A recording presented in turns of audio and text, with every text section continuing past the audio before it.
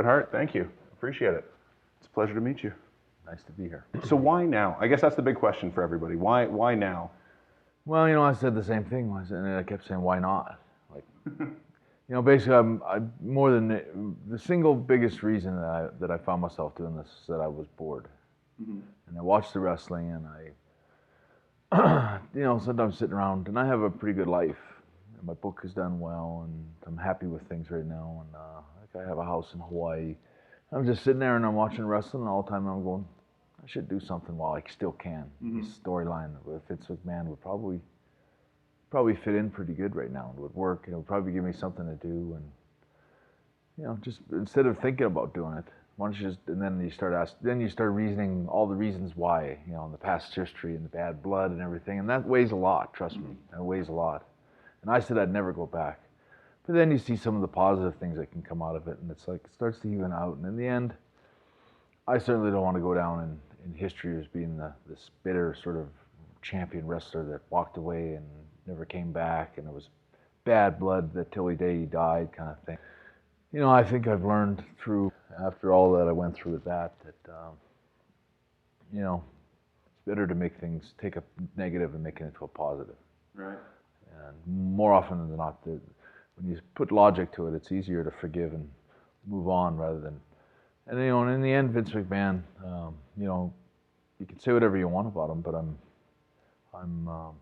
probably wouldn't be talking to you right now if it wasn't for him. So you look at all the good that did come out of being Bret the Hitman Hart and working for Vince McMahon, and him taking the chance on me and saying a long time ago and saying, "We're going to make you my champion," and those were the happiest days of my life. And it's like, going back and doing what I'm doing right now was just to me, I know this is really a stretch, but I sometimes get mad that the Beatles never went back together, that they just never did for charity or for sick kids or something, that they didn't go back and do one album or one tour or one concert even, right. That they fought and bitched so much that they couldn't, they got so big that they couldn't do something good for the world.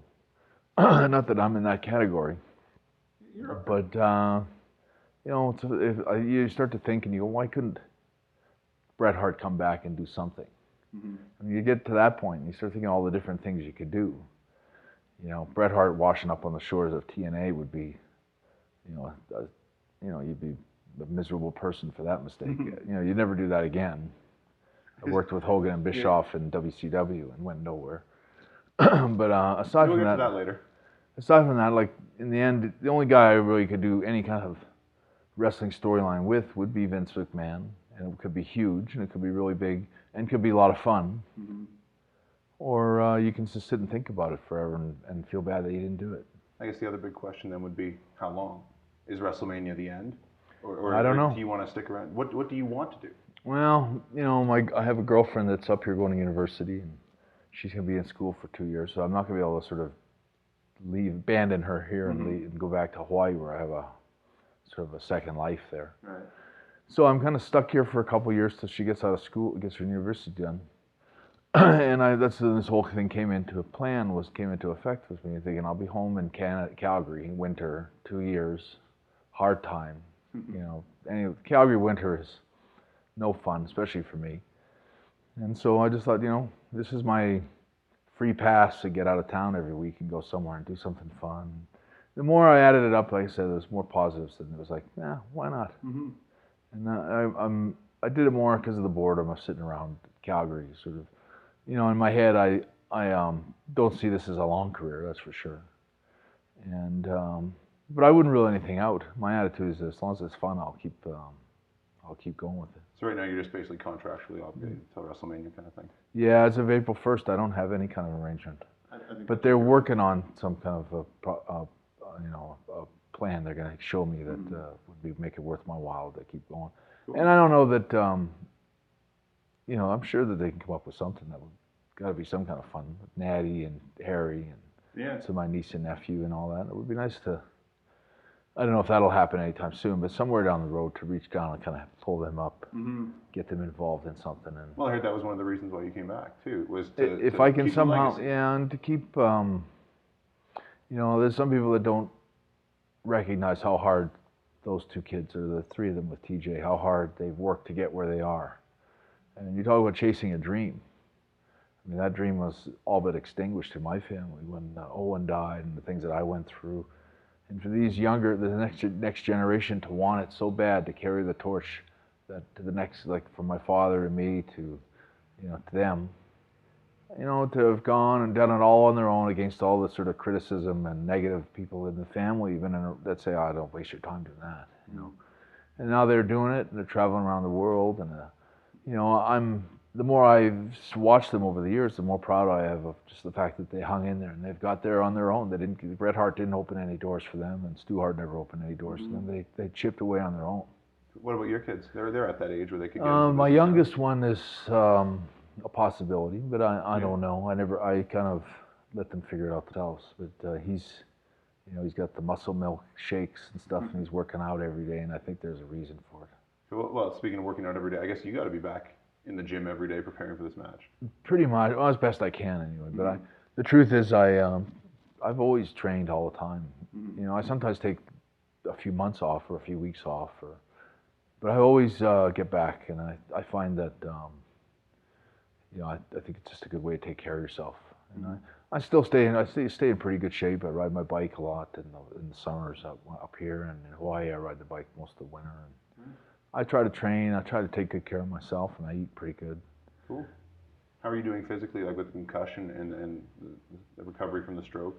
All in all, I'm probably as good as I'm going to get. How's that for an answer? I'm pretty good. My stroke probably ended up being, I lost probably somewhere maybe 10%, mostly a weakness on my left side. Just like if you threw a baseball at me, I might not react this fast. And, sometimes you can sense it in my speech and I can trip over my words, and you catch yourself. And every once in a while it happens where you say something totally backwards and it comes out. And you can stop and try to fix it, or you just move on.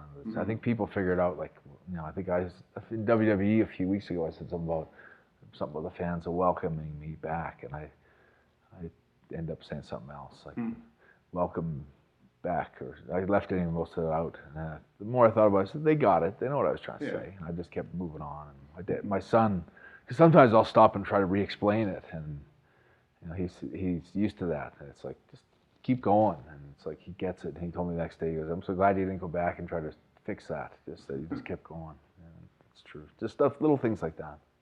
What do you think the match is going to be like with Vince? Do you have it like going through your head? You haven't wrestled. I have no idea. Well, I don't want to break anyone's heart, but I mean, the sad truth is that the Bret Hart that used to wrestle, the best there is, best there was, that guy with the pink tights and all that. You got to wear the pink tights again. No, I'll never wear those again. That's where I draw the line with the character and that one. That guy was right till the day he took him off was still the best. He was the best. And you get no argument from me. What was your best match on the topic of that? What was your favorite? Ever? Yeah, what was your favorite? Owen, Bulldog, Roddy? It's hard to say, but I think my favorite would have been Wembley with the Bulldog. Not just because of the match itself, but just the time period and how wrestling fans were in those days. If you watch Wembley Stadium and you just watch the crowd, you don't even watch the wrestling, you get an understanding for how passionate they were about wrestling. They loved it, and the wrestling was totally real to them, at least when they were inside the buildings and stuff. There's a pureness of that wrestling fan, and the good guy struggle that I had with Davey in front of that kind of crowd, and doing all those moves and having everybody think from the first 2 or 3 minutes that this was the end of the match. To do that for another 45 minutes where they're jumping up and jumping down or a sign, it was just so intense. Like the fans were so serious, and it was the perfect night, perfect crowd, and the perfect match.